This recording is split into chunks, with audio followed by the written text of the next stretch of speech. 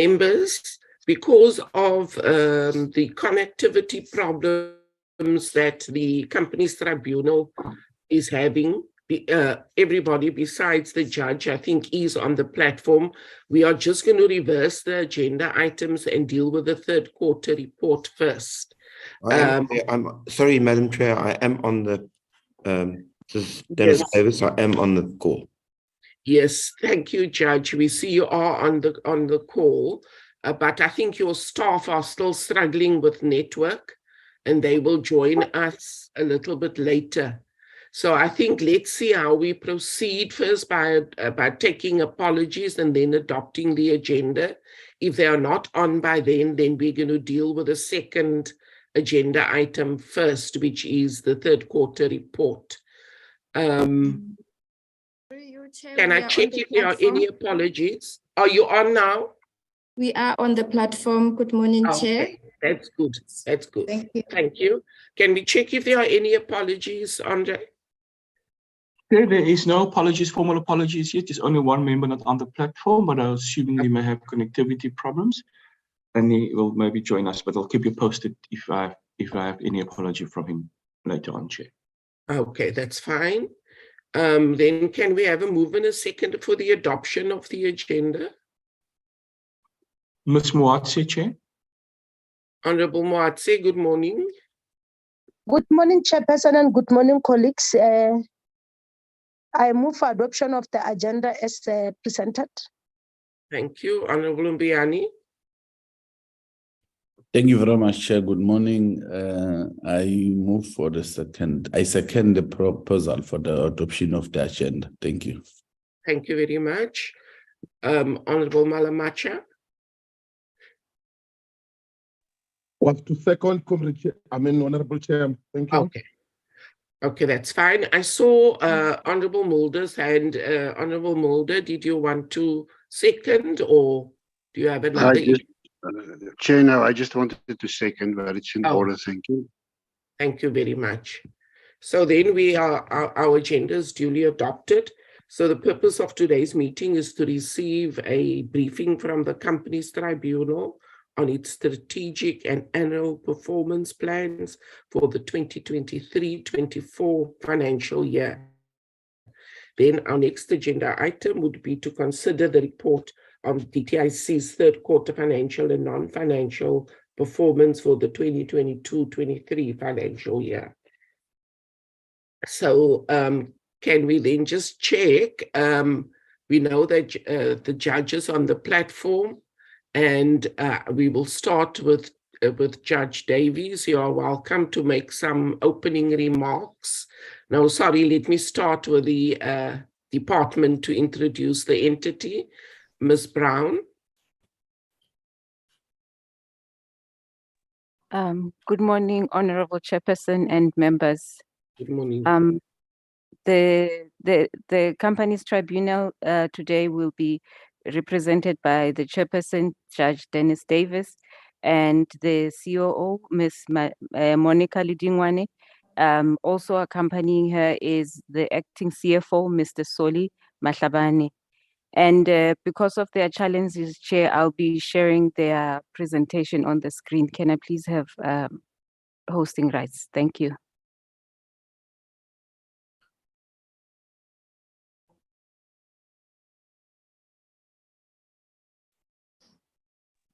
Chair, Ms. Brown has hosting rights, Chair.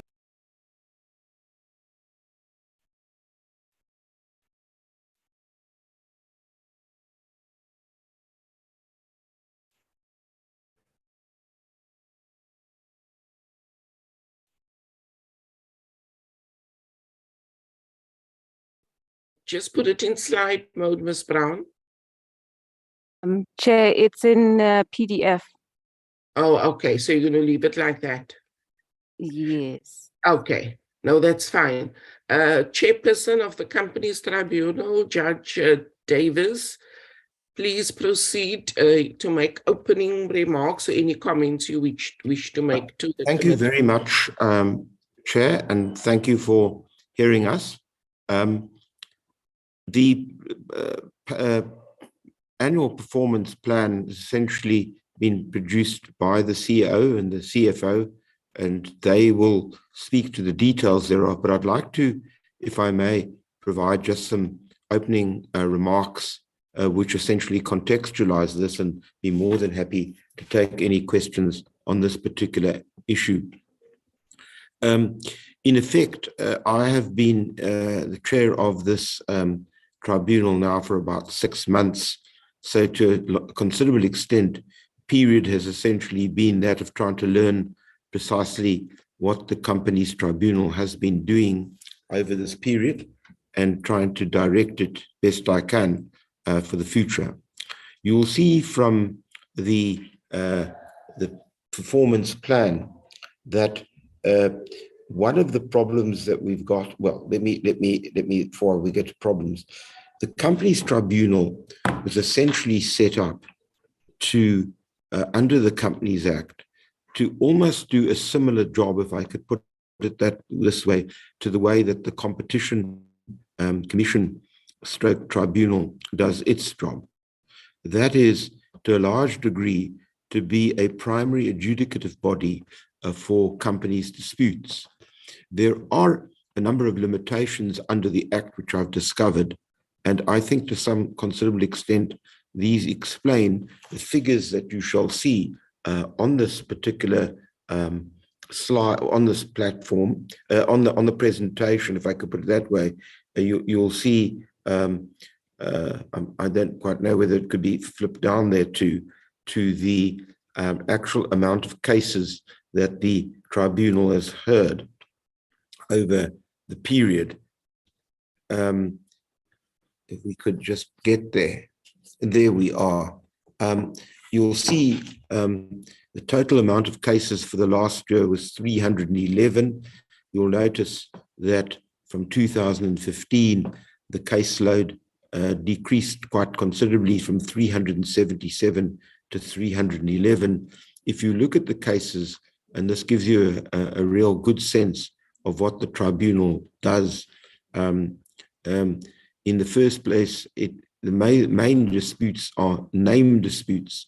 That is, companies that essentially have a dispute about whether the name of their company has been appropriated, taken by another company. You'll see as well the other significant issues relate to directors' disputes and certain exemptions or reviews with regard to this, to certain committees which have to be set up by companies, basically. Now, if you look at that, in my view, 311 cases is although it's got better over the last year, is not satisfactory.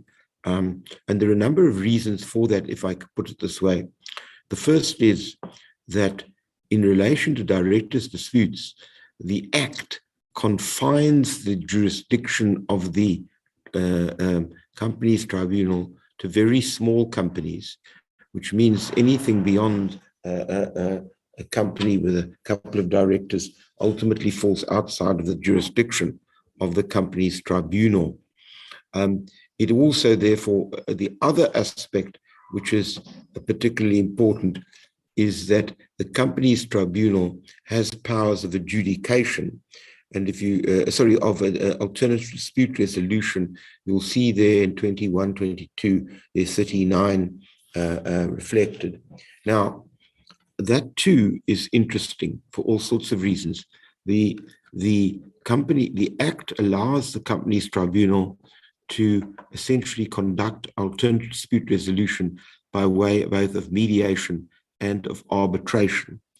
And I would like to make a couple of preliminary remarks about this, because this is really the core of our work, and the rest of our report is much better dealt with by the CEO and the CFO. But ultimately, what you have before you now are the meat and potatoes of this organization, and ultimately why, in fact, the taxpayer pays a significant sum of money in order for the tribunal to continue. Now, in relation to the alternative dispute resolution, members of this committee will probably be aware, I'm sure I don't have to tell you, that there is a very burgeoning set of activities of alternative dispute resolution of all manner of commercial disputes. In fact, one of the problems that created a great deal of anxiety for me as a judge concerned with the development of jurisprudence in South Africa is that an extraordinary amount of our commercial disputes do not take place in our courts, but take place by way of alternative dispute resolution.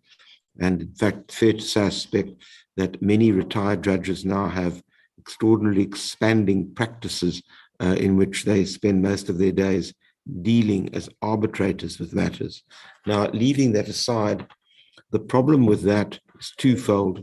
Number one, they're all private, and therefore the development of our law is not made public, which means that to a large degree, concepts which are developed under alternative dispute resolution never actually, as it were, are get incubated into the legal system as a whole. And the second is it's almost a privatization of our legal system. And so what is important, seemed to me, with the Companies Tribunal, was that it was supposed to be a central feature of it was alternative dispute resolution. And what I want to suggest in relation to this is one of my main focal points, because somehow we need to actually ensure that the Companies Tribunal does more of this work to the extent that parties have a constitutional choice to effectively go to arbitration, because it also means that absent details of the parties and certain issues which clearly would be private, the principles of these arbitration awards could ultimately be made available more broadly and help the development of our jurisprudence. The fact that there are only 39 when you've got the burgeoning and expanding levels of arbitration privately is for me a concern, and I'm trying my very best to find out why that is. I can tell you that obviously one of the reasons is that people find it extremely attractive to go before arbitrators who are experienced retired judges or very experienced senior counsel,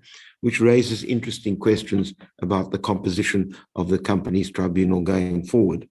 So I wanted to point that out to you. In short, what I'm suggesting, obviously you will see through the CEO and the work that the permanent staff of the Competition Tribunal are doing, you will see in our report that there have been campaigns to publicize the work of the Companies Tribunal, to conduct seminars. I myself have been involved at least in one of these up till now. They take a lot of time to organize, but the whole idea being to actually essentially publicize company law in general and the dispute resolution abilities of the tribunal in particular.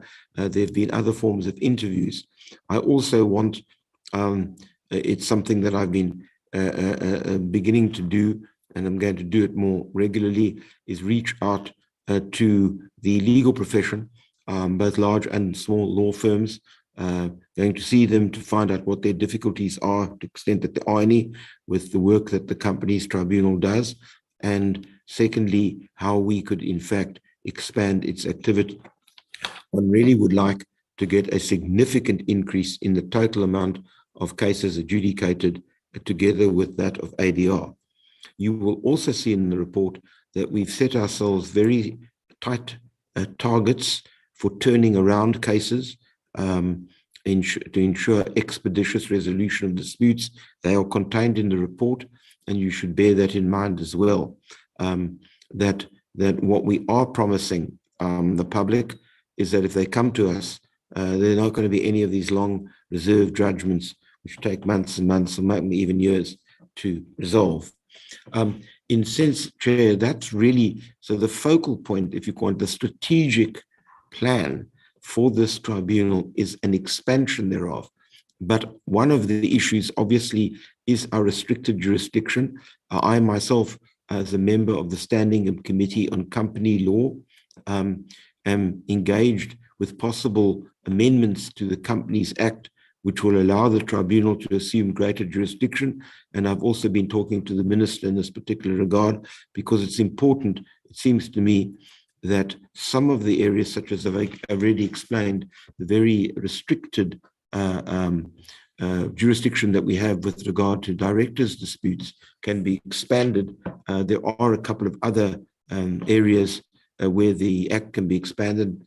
I'm happy to deal with those if necessary. But then just one final aspect from my side, I don't want to take too much of this Honourable Committee's time unnecessarily, is that we are, in relation to ADR, Alternative Dispute Resolution, we are spending considerable amount of time, and I might add some resources, to ensure that every single member of the tribunal who was appointed by the Minister last year, in short, we're a brand new group of people, save for one or two who have been there before, will be subjected to vigorous training, upskilling in relation to both mediation and arbitration. And that is something which we're determined to ensure occurs regularly in order to make sure that the ability of members of the tribunal are constantly up to speed so that we can actually meet the challenges that are set out. Madam Chair, that's really the broad introduction, but I'm more than happy to develop any point that you honourable members would like me to. Thank you very much. I think let's go, Judge Davis. Thank you for those opening remarks. Let's go through the report that is before us, and then we can see when members interact with the report, how you can further expand, especially on broadening the scope of the CT.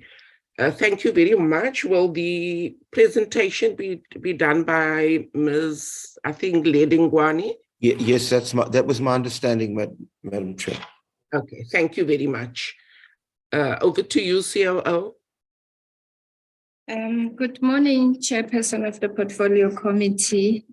And thank you very much for the opportunity for the Companies Tribunal to appear before you today. We are always very grateful for the opportunity. And good morning to all the honorable members of the committee. Thank you, Judge, for your opening remarks. Good morning to the colleagues from the shareholder that are on the platform today. The process that we followed with regard to the development of the annual performance plan that we are presenting today was quite an elaborate one. And I thank Ms. Brown for moving the slides for us. You can just stay on the table of content for now. I will indicate when you need to move to the next one. So we followed a very elaborate process, Chair, with regard to coming up with this APP. We had a strategic workshop, as it is commonly the practice, and we had input sessions with governance committees within the Companies Tribunal. We had various interactions with the shareholder, being the DTIC, for direction, and some of the outputs that we have incorporated here were with the guidance from them. So it was a very elaborate one. And as we continue to present, Chair and members, you will perhaps form an opinion that this is a simplified plan that we are presenting. Yes, on the presentation here today, we have simplified it, but it is no longer, it is not at all a simple plan to achieve. It is not an easy one, it is stretchy. And I can confirm that the targets that we've had over the years have been incremental. We've been trying to improve on our targets, increasing and working towards very stretchy targets. So we have increased even in this year's plan as well. Could we do more? Maybe that would be a question. Yes, we would. If the challenges that the judge has outlined are around the mandate are addressed and with more resources, we could always do more.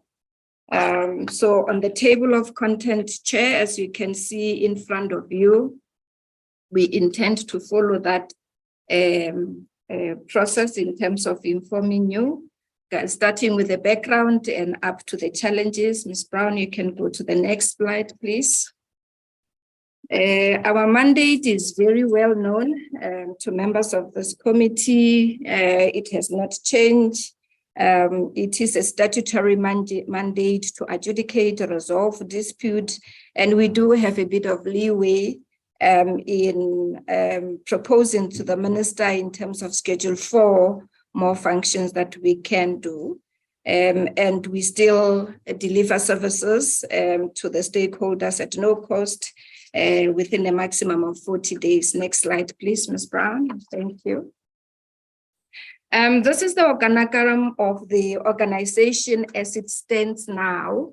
I do need to point out that it is a total of 14 staff members at the moment, but it is under review. We are almost done with the process of structure review. We will be done, we do hope, by the end of perhaps this coming month, that is starting tomorrow. And so it will be a different one. But as you can see at the moment, there are certain various positions that are not filled on the structure.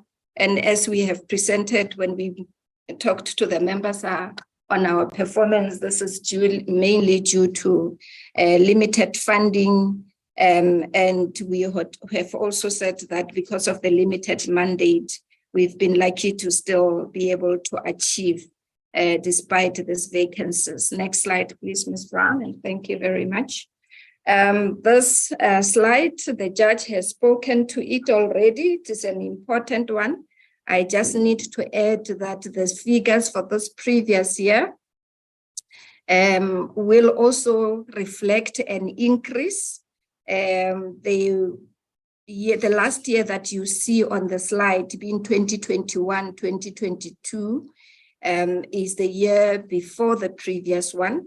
In the previous year, we will be standing according to our unaudited results and numbers that we have now.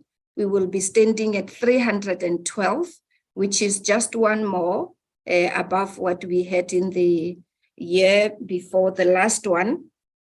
It does sound like a small number to have on the increase, but if you consider that for a period of about 4 years before last year, we were on a decline, you would then appreciate the rather small increase that we are having.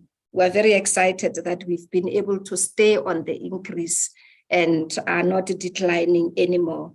And to reverse the decline was not a small task at all. So thank you very much, Ms. Brown. You can go to the next slide, please. This next slide is just an indication to you, members, that during that elaborate process that I talked about, when we were undertaking the planning, we did look at our weaknesses and our strengths. We actually undertook 2 risk analyses, being PESTEL and SWOT. And this is also a very familiar slide to the members, so I will not belabor it. The next slide, please. It's a very normal process of risk analysis that we all go through.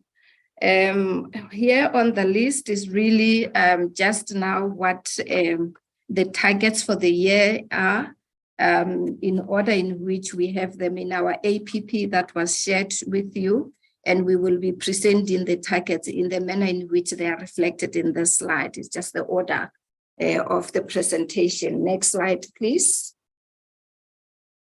Thank you very much. This slide reflects our targets on 3 outputs, being the case management system, the seminars, and the government or collaborative engagements.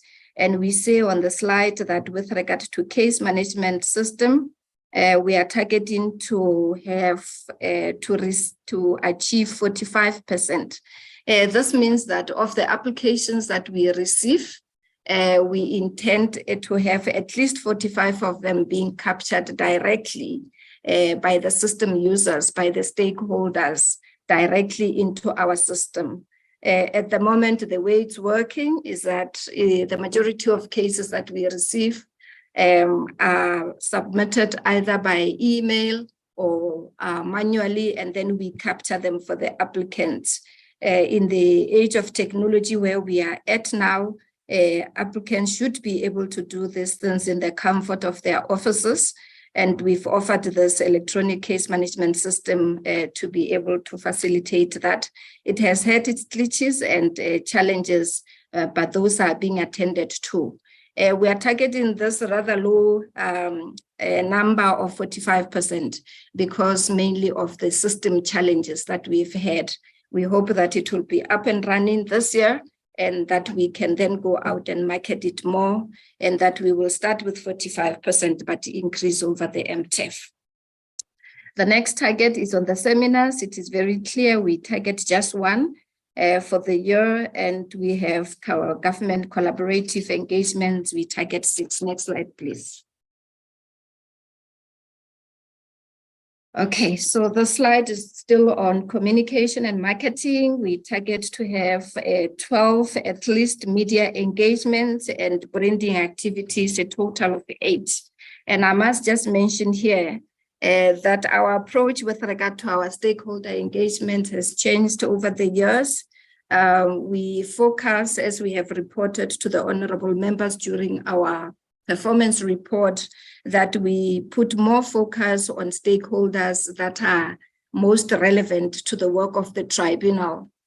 And so this would be companies, and we would then try to get access to them through the attorneys and law firms that normally put in applications for them. And so we go to business forums and we meet with other professional bodies that we think are directly relevant to our business, and that would contribute to the number of applications that we receive. Next slide, please. So this slide is on the outreaches, and these are targets that we have with regard to exposing the work of the tribunal to people that are not so relevant really to the mandate, but that we think need to know about the work that we do, and whom we think that within them there's a potential for applicants to come out. And so we would then be going to outreaches, to communities, to schools, to municipalities, and so on. And there we target over the year to do 4 of these outreaches. There's a new target that we have under marketing, which is co-hosting or contributing to Black Industrialist Conference. And this is a contribution to the DTI bigger goal. And so we are going to be contributing to it as well. We've already had engagement with regard to the people that are leading and driving this particular target, and we know what it is that we need to do to contribute to it. Next slide, please, Ms. Brown. Thank you very much. As these are our finance targets. In the past, we used to have just one target on preferential procurement for designated groups, and there those are our targets that we've had, similar to what we've had in the past. But this year we have included 2 more targets, which are on the budget spend and the audit levels. And the targets over the year are very clear from this slide. In total, we want to have by the end of year 65% of preferential procurement. We target to spend at least 95% of the money that is given to us. And we also want to have an unqualified audit, which we must just mention we've had over the many years. I think this is the previous year would be the 5th year consecutive that we have been having an unqualified audit, but we intend to keep it that way. Next slide, please. Thank you very much, Mrs. Brown. This slide,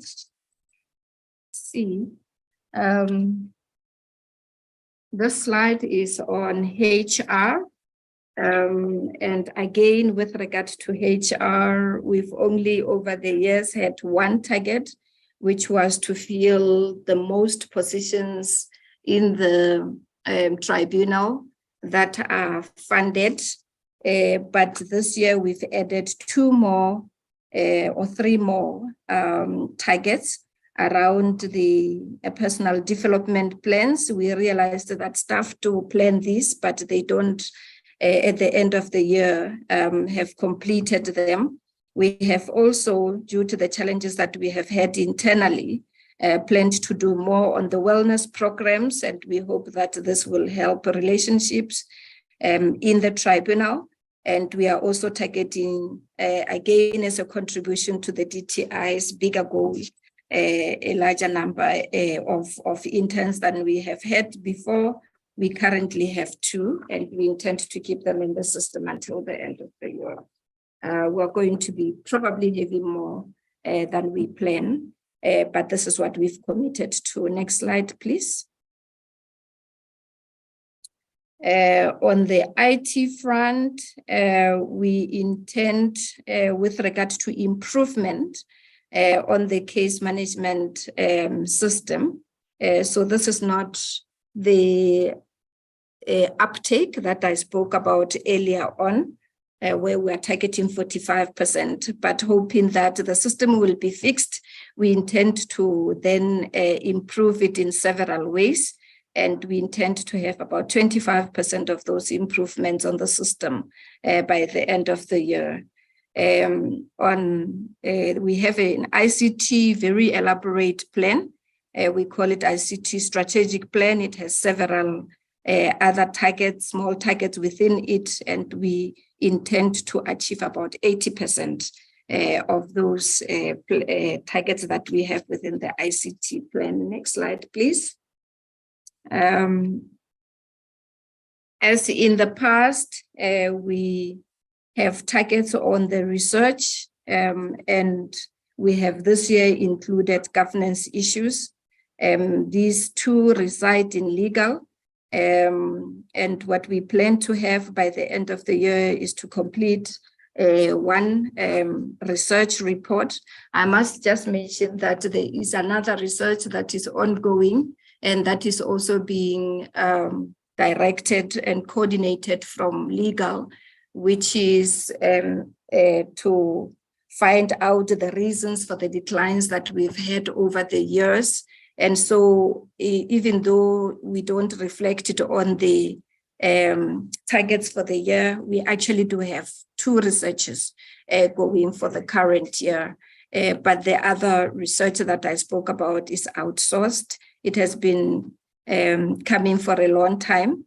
Members might remember that at some point it started in the shareholder wanting to do it and help us with it, but it came back to us, so we're doing it this year.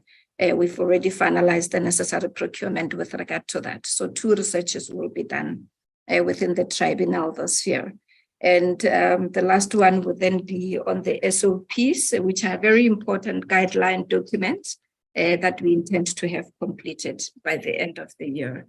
I think with regard to the non-financial information, Hermans, this would be it, and I'll give over to my colleague, Ndadesuli Mahlabane, to take you through the budget application program. Thank you very much.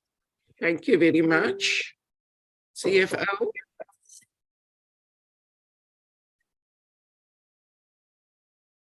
Thank you, Chairperson and honorable members. I'm just going to take through the committee on the budget and program expenditures as planned in the APP. So, Ms. Brown, if I can have slide 17 first, and then I'll go back to 16. Okay, in terms of the program, in terms of the budgeted for the coming financial year, our total revenue is about 31 million for 23-24 financial year. that is made up of the grant is 28 million. In revenue in kind is 2.2 million, and we have revenue from exchange transactions that is about 600,000. And then in terms of the expenditure, we have compensation of employees that is about 18 million, and then our goods and services is 12 million, and then depreciation of 300,000. And then we can then move to slide number 16, which then gives the details per program. For adjudication, we have about 26 million. That 26 million is split into compensation of employees, which has got 18 million. Goods and services is about 8 million. And then we have capital expenditure of 300,000, which is split in buildings, 150,000, and machinery and equipment, 150,000. The next program is adjudication. That is for, we have members' fees sitting at about 4 million. Goods and services, it's sitting at 600,000. The members' fees is estimated at 4 million, and then goods and services is at 600,000. The increase in members' fees is mainly due to the expected increase in the caseload. That is the end of my presentation, Chairperson. Thank you.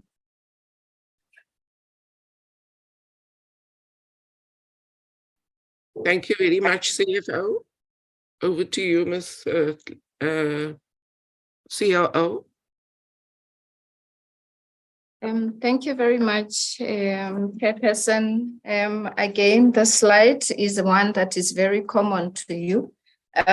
We are keeping the budgetary constraints still on the list of challenges because as we have it now, we still have a structure, organizational structure that is not completely filled. And when it is also finalized, there is still a possibility that we might not be able to fill all the positions that would be on the new structure. We are also limited in terms of what we can do on the marketing. So financial constraints still remain one of our challenges. The declining numbers of cases, even though for the past 2 years we are on an increase, we regard it still as a challenge because the number that preceded the increase were more, and the decrease was also very steep. And because we are currently engaged in this study to find out the reasons for the decline so that we are able to address them. As you can see, the increases are not that much, so it still remains an important factor to consider and dig more into and find solutions to. The limited mandate, the judge has spoken long on it, and I think it is very clear to the members we've spoken to it before. The case management system, I have also alluded to the fact that the system was ailing at the beginning of this year. It was not doing what it was originally designed to do. We have got the service provider on site rectifying it. We're targeting the end of this month to have an outcome with regard to that. So far, it is very promising. A lot of things have been able to function better than they had before.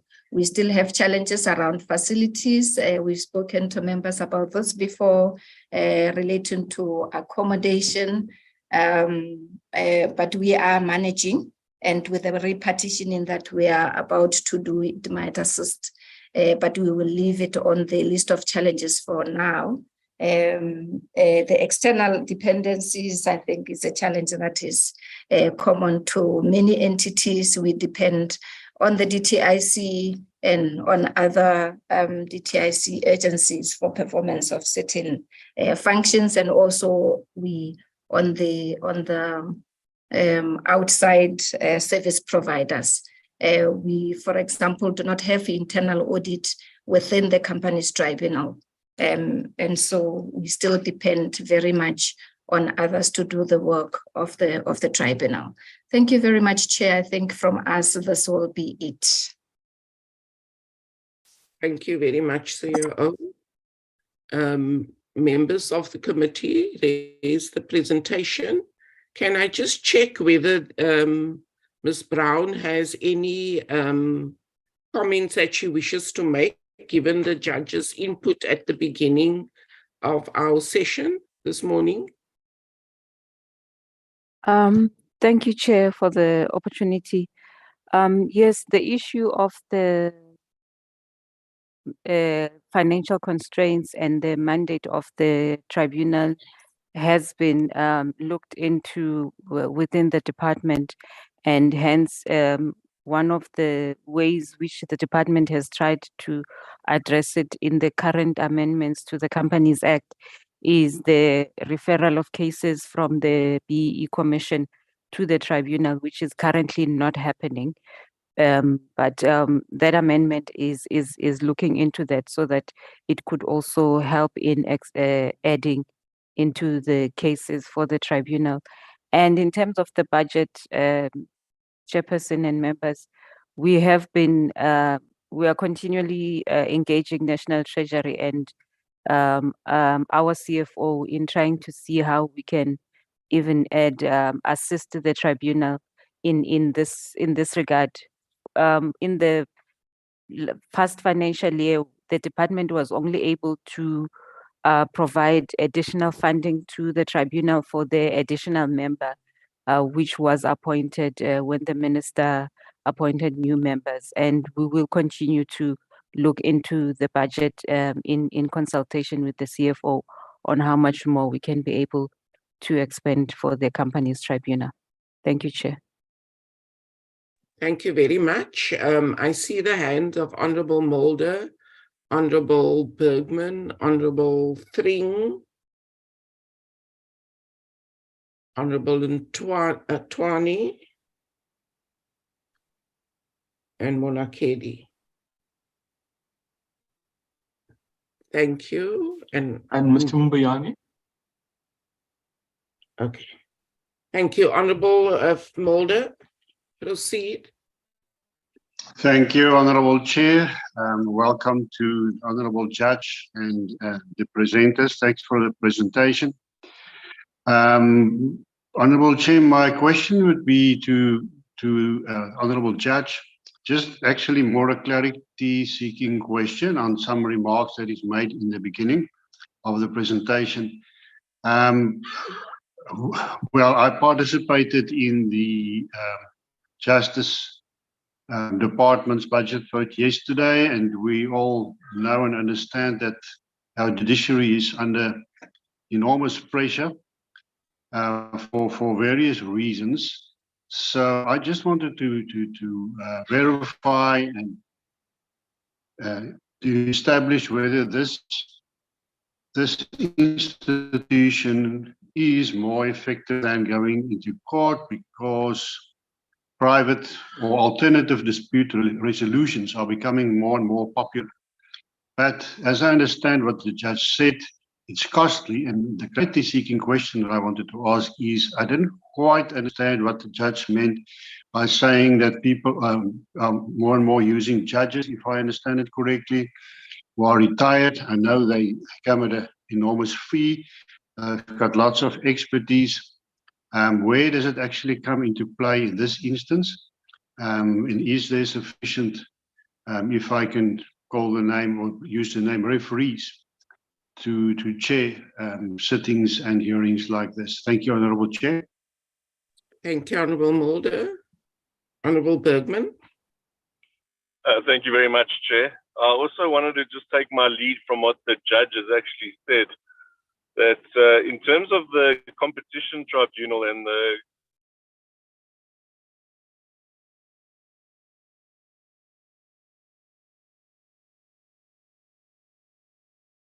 I'm not sure whether it's my network or if it's Honourable Bergman's network secretary.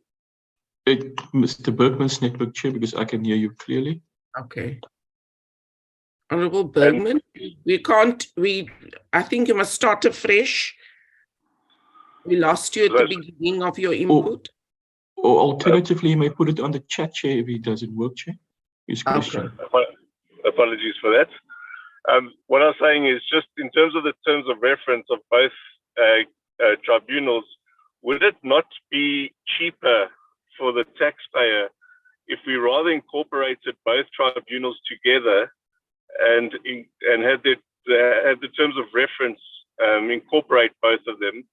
You know, I find that when a company is looking for the right organization to approach, usually they have trouble finding one. When they're trying to look for which one is the right one, that's even worse.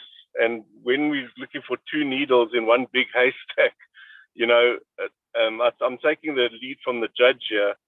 I think it might be that instead of having duplicating the wheel here, that there's a possibility that we could get away with broadening the terms of reference of just one tribunal to incorporate both. And then secondly, in terms of the fact that ex-judges, and I'm sure advocates are doing the same in terms of arbitration or offering private arbitration, and that companies are using that instead of the court system, and of course probably using that instead of our tribunal. I wonder if there's not a way for us to further increase our terms of reference to incorporate the judges or ex-judges and consultants on a rotational basis. So instead of hiring staff and instead of having to put a lot of funds into training, that we could use a panel of people through tendering and on a rotational basis, that we'd be able to offer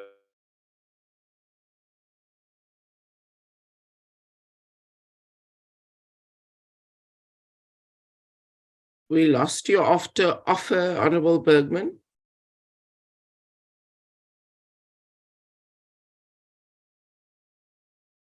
And there we lost him completely from the platform. Let's continue with Honorable Thring. You'll indicate when he's back, and then we can give an opportunity to conclude, Secretary. Honorable Thring. Thank you, Chair. Chair, just two questions from my side. The first is, what is the impact of vacancies? And I see that there are quite a few vacancies, I think particularly senior management, ICT, and so on. But what is the impact of those vacancies on the effective operations of the company's tribunal?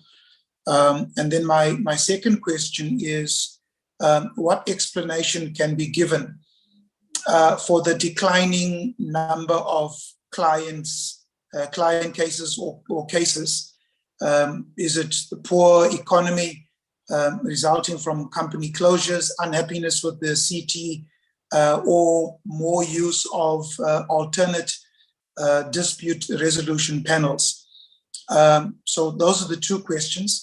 And then just want to say that I agree with my colleagues, two previous colleagues, or previous colleague who indicated that possibly we should look at just one tribunal. So the amalgamation of the tribunals that do exist, where we have one tribunal and the assimilation of the resources into that tribunal. Thank you, Chair. Thank you. Honorable Bergman has indicated that he has concluded his input. Honorable Ntwani.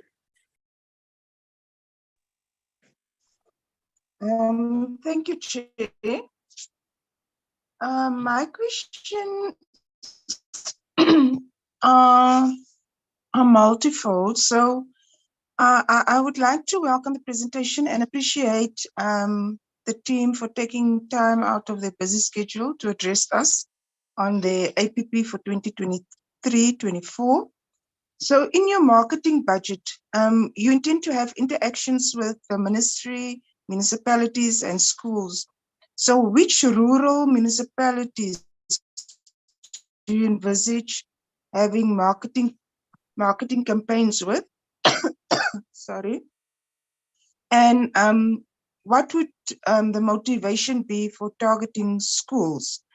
Have you reached out to small and medium-sized business forums? And what is your relationship with the Black industrialists that are currently active? And then in the last financial year, how many institutions have you had outreach programs with? And how many people or businesses have you reached? Do you resolve challenges that exist between directors' disputes within a particular company, for instance, where a BEE relationship existed or there's dissatisfaction within that relationship, and that has not been resolved by the BEE Commission? And then what remedies would exist for companies that feel that they have been unfairly disadvantaged with regard to their names? They have been issued by the CIPC. And then you know that as a country, we are currently involved in expanding the African Continental Free Trade Area, and approximately 250,000 jobs for South Africans have been created. Are you geared in terms of your legal framework to provide services to the companies involved in this opportunity of cross-border trade? Thank you, Chair. Thank you. Ek sien dis baie koud daar in die Noord-Kaap, né? Beskiklik koud ook. Okay, Honorable Mbuyane. Sorry, first Monakedi. Chairperson, thank you very much. Thanks for the presentation. I think it was very clear. I've got two questions or comments. The first relates to what they have identified as one of the challenges, the declining number of cases that get brought before them. I don't understand why it should be identified as a challenge. That is the fact that they've got fewer cases to deal with, because it could be that people are now more understanding, more knowledgeable in terms of how they need to go about their company businesses, and that is why there will be few disputes. You know? I agree. There's a need to research, to investigate as to why they decline, but I thought it's premature to want to identify it already as a challenge. So I just want their comment on that one.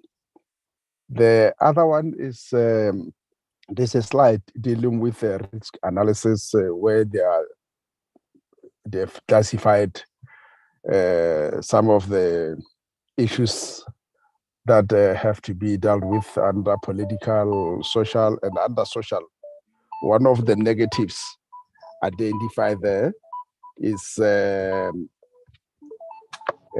sorry, there's a problem with my phone in the background, but the last question is, why is a language diversity identified as one of the negatives they have to deal with? I thought language diversity is actually a strength as far as we are concerned here in South Africa. Thank you very much.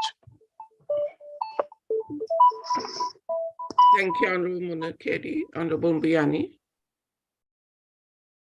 Honorable Chairperson, thank you very much for the opportunity.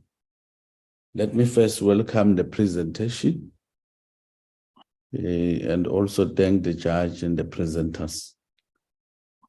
Chair, I think the mandate is very clear to resolve dispute as contemplated in the Act. And in terms of number of dispute, it has declined, and most of them has been dealt with. And also, Chair, when you look at the organogram, They are very much critical positions that have not been filled. And if I can check, what is that impact in terms of the overall executing of the mandate? Also, given the fact that they are limited funding. The other one, Chair, just to check in terms of the working relationship with other entities in the department, your BBEE, your Competition Commission, CIPC, and so forth. Because you can see that maybe some of the mandate, they are cross-cutting. I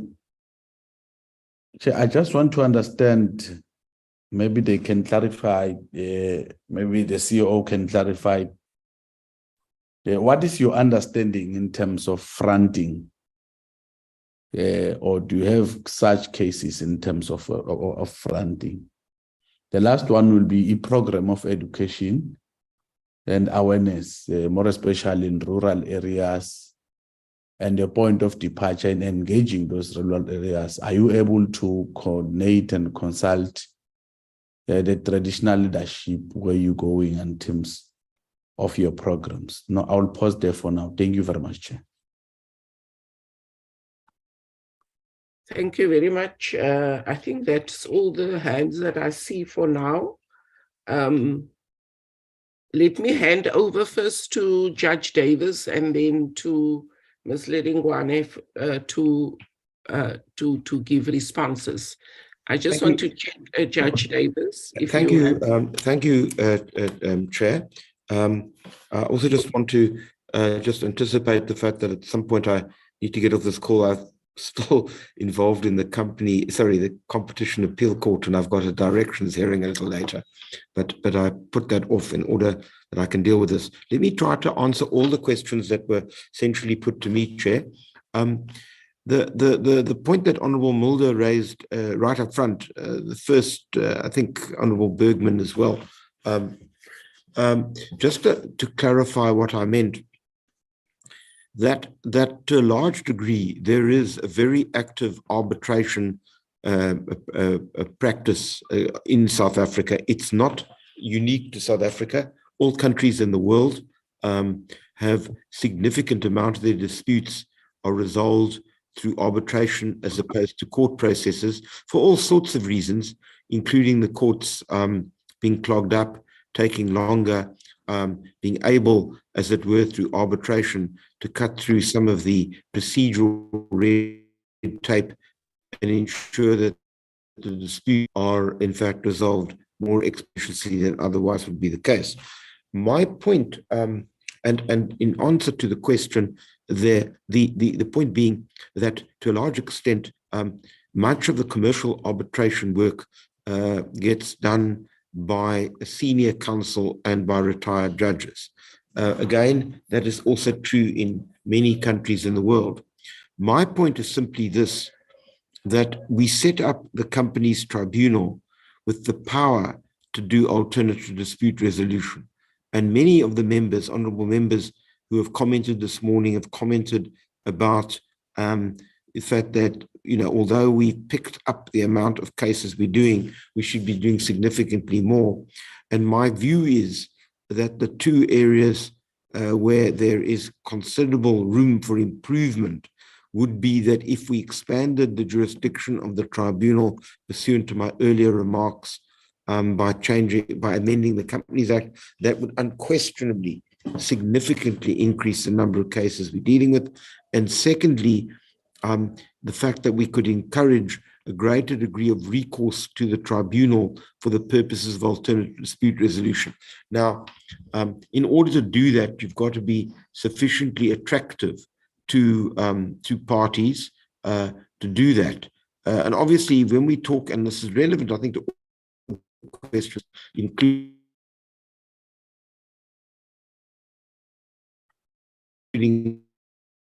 in rural areas, our jurisdiction to ensure in any and all official languages that people understand the implications of the Companies Act. Please bear in mind that that what we are concerned about are people who set up companies and then have disputes pursuant thereto. But what I wanted to say was that the suggestion, I think, made by one of the two honorable members, that we could actually utilize some of the retired judges for the purposes of strengthening our ADR wing, as it were, is entirely correct. It's something I'm exploring with the minister, and the point that has been made by a number of honorable members in this regard is absolutely taken. And one should deal with that. Let me also say to the question, I think, raised by Honorable Thring, if I'm correct, if I've got the wrong member, I do apologize, but I'm sure my note is correct on this. The point being,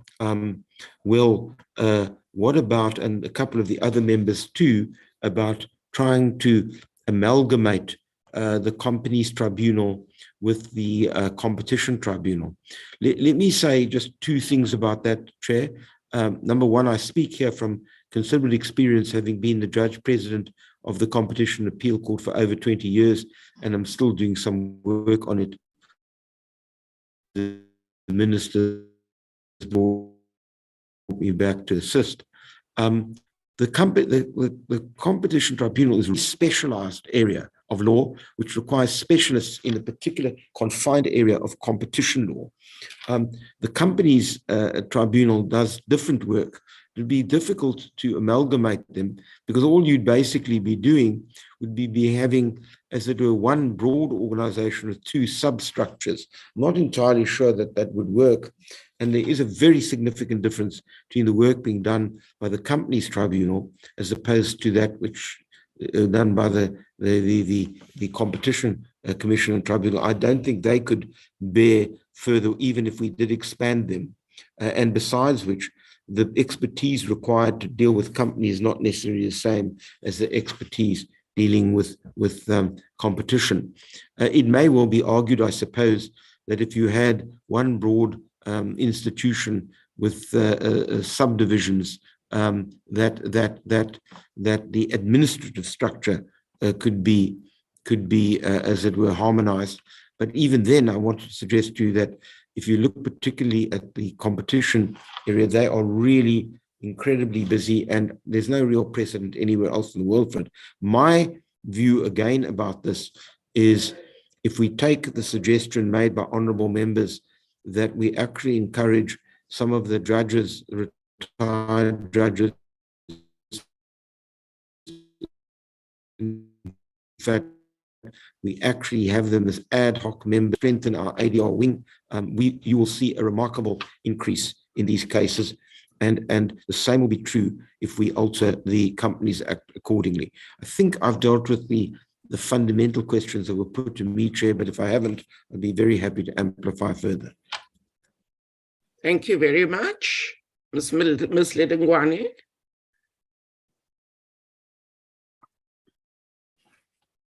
Thank you, Chairperson, and thank you, Judge, for taking the most difficult questions. You have taken the question on the use of judges and on amalgamation of tribunals. I won't go on to those. There was a question asked by, I couldn't see the full name, I could see the part of the name, Honorable Wayne. He asked, what is the effect of vacancies and what are the reasons for the decline? If I can perhaps just start with the reasons for the decline. Honorable Wayne, this is the reason we are doing the research that I spoke about. We want to find out through scientific research that will be done by an outsourced resource. So we are not ourselves involved, somebody looking from outside with regard to the reasons for the decline. And perhaps they'll give us recommendations. But of course, we have interacted with stakeholders, and we do have an idea with regard to what the challenges might be. We think that the limited marketing that we do is part of it. but also perhaps the fact that the attorneys through whom the cases come are probably more used to the courts than they are to small entities like the tribunal. And so there are several other reasons that we think that people might not be using us. And the judge, when it came to ADR, has also alluded to some of these reasons, that they might be more attracted to the work that is done by citizen judges, perhaps than us here at the tribunal. But we do want to find out for sure the reasons for the decline, and that's why we have commissioned the study. The effect of the vacancies is that employees end up doubling up and multitasking. And of course, it does lead to stress and other complications. But I do need to mention that because of the decline in the number of cases that we've received over the years, this has not been too pronounced. So much as we have identified as a challenge in terms of the limitations of staff that we have due to unfilled positions, it has sort of worked well for us in that while we are understaffed, we are also not receiving an increasing number of applications. So there's been some kind of counterbalancing on that front, if I can put it like that. But of course, as we work towards the increase in the number of applications, then the stress will be felt more by the staff in terms of multitasking and doubling up in their functions. And of course, it does lead to all kinds of labor challenges, which we have experienced in the past. So those were the questions from Honorable Wayne. Honorable That's Honorable Dwani. Honorable, thank you, Yeah. Chairperson. I couldn't see the full name. Okay, it's fine. No, thank you very much. It just said iPad and gave the first name. Honorable Ndwani did ask how many municipalities were intending to touch with regard to our stakeholder engagement for this year. We have planned to be in areas such as the Eastern Cape, the Free State, Gauteng, KwaZulu-Natal, Limpopo, Northwest, and several others. But our APP would show all of the municipalities that we are intending to touch this year.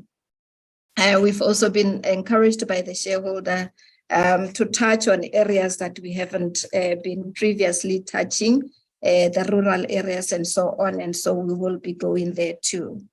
There was also a question with regard to how many business forums we have reached in the past year. So this would be in our report for the annual report that we've already submitted. And I don't have the numbers offhand now, but for example, we would have done about 20 stakeholder engagement and quite a lot of the live reads that we had in the past year and so on. So, but that information is in the annual report. And it being performance information, I didn't bring the report with me, but we will supply the information, Honorable Chair, in answers to the question, the written answers to the questions. There was a question on remedies that I didn't understand very well. If the member can please help me with regard to that one. There was another question on cross-border trade and how geared we are to assist those people. We are very ready.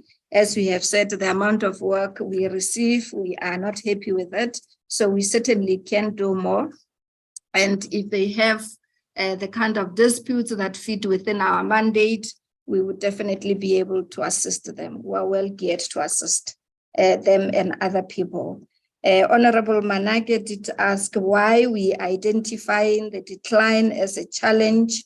The reason really is that we think that we have been established to achieve more.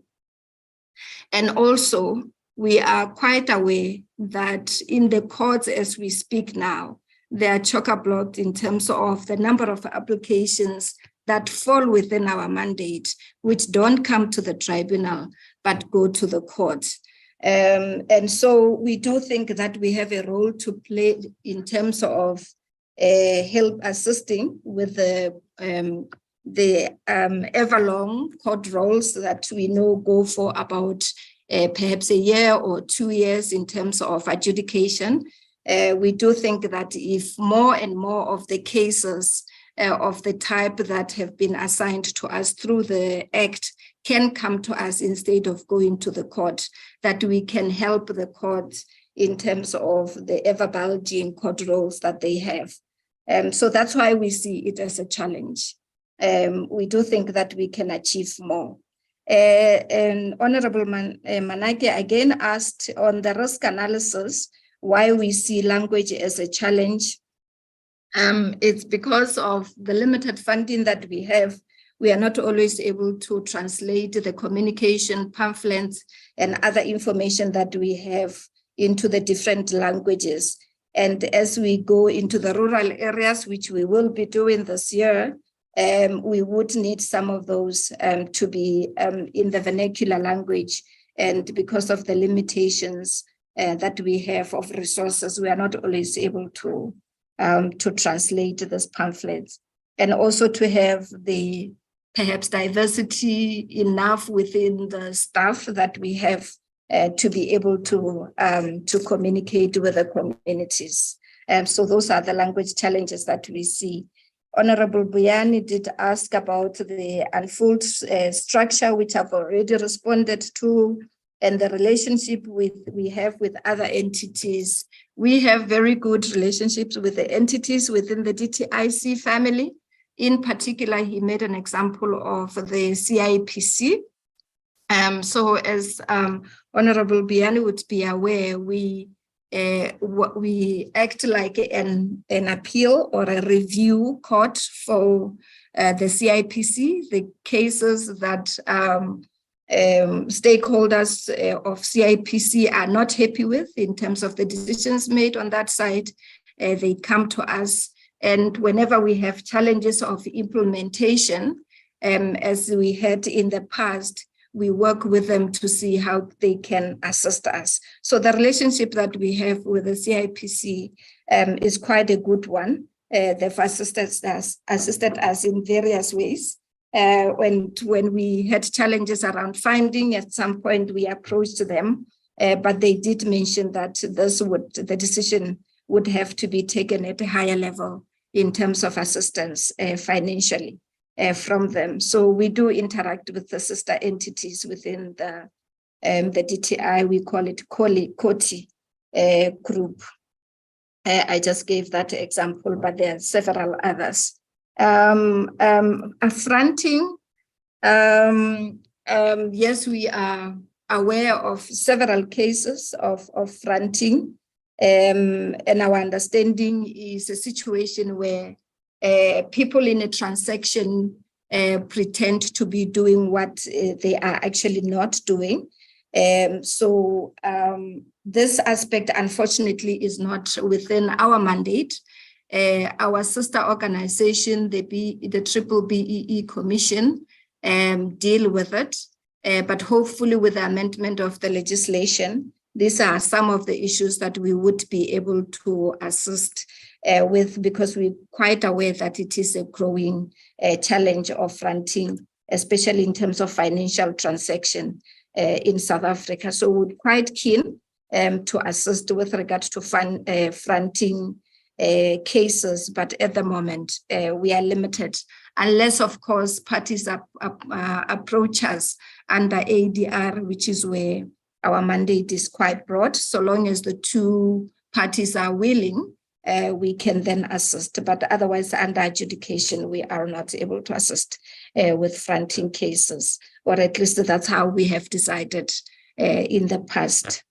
Rural areas, I've already mentioned where we are likely to be in the coming year, but Honorable Buyani was asking whether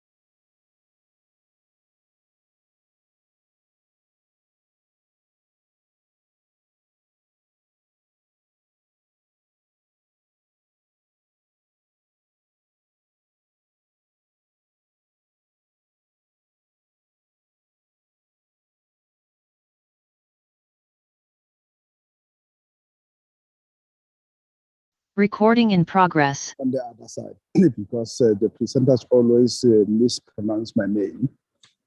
My surname is Monakedi, not Monake or something.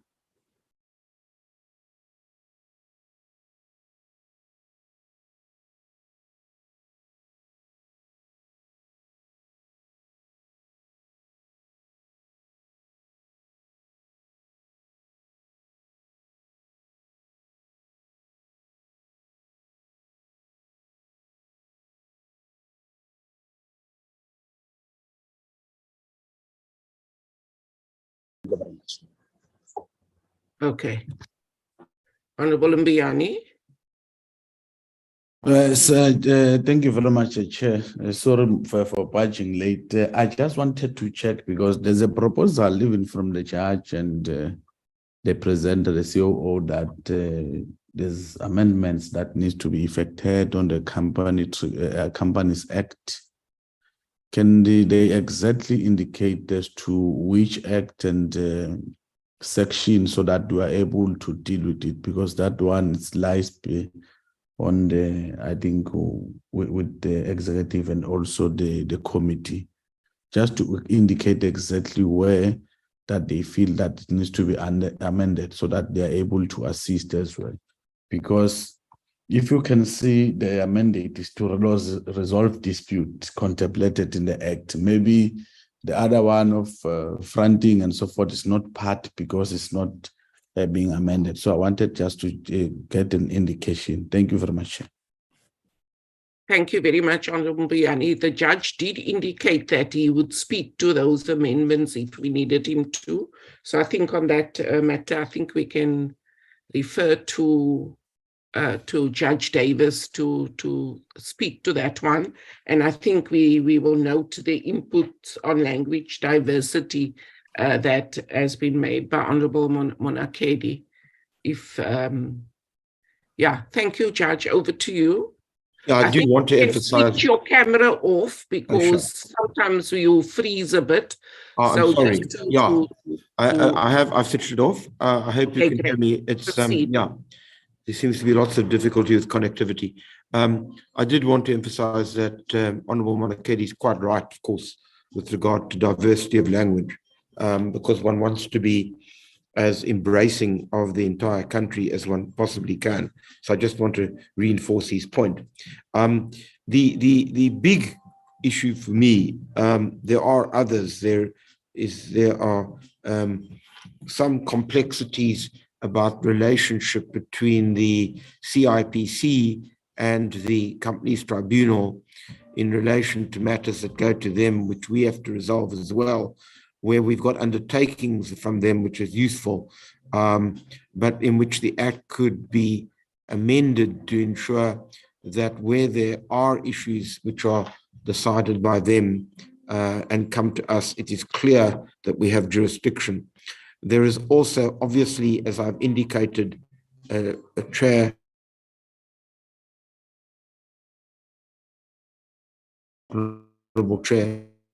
the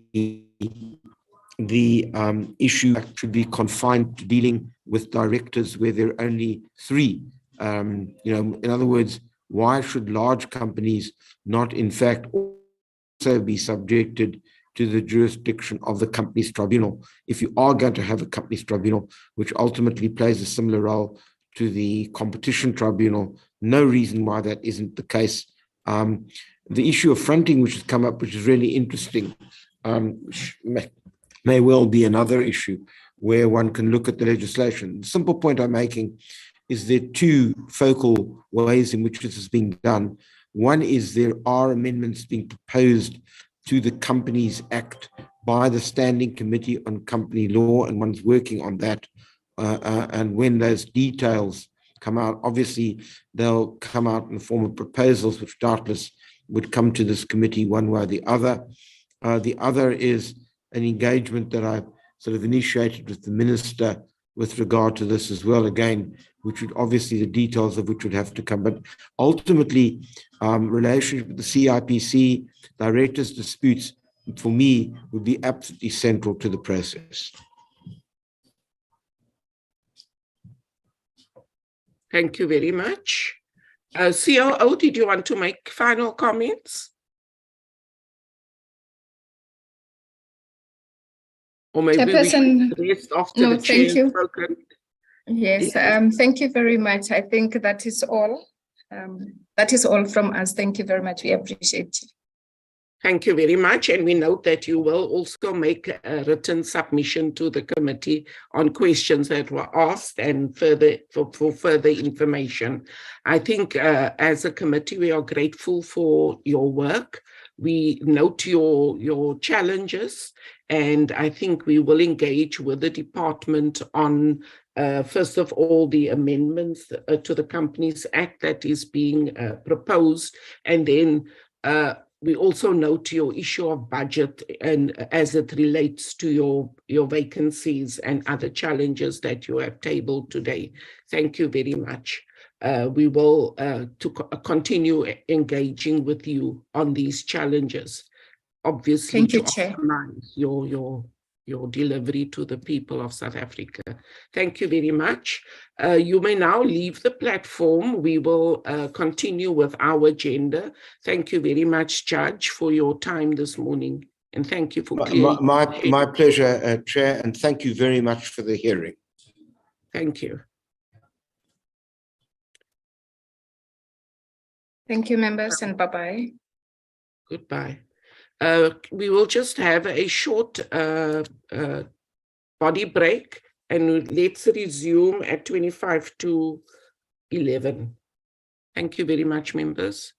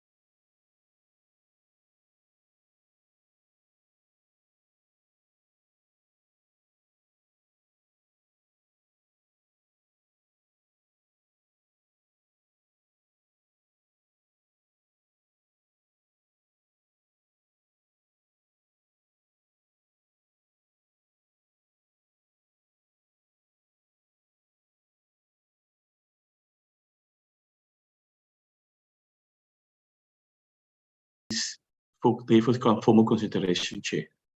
Okay, thank you very much. Members, we therefore need a mover and a seconder for the adoption of the report. Am I right, Mr. Herman? That's correct, Chair. Okay. As we've discussed it yesterday, we went through the conclusions and the recommendation. Okay. Hope members are back. Members, we Mr. need Mbuyane, Chair. a seconder. Honorable Mbuyane.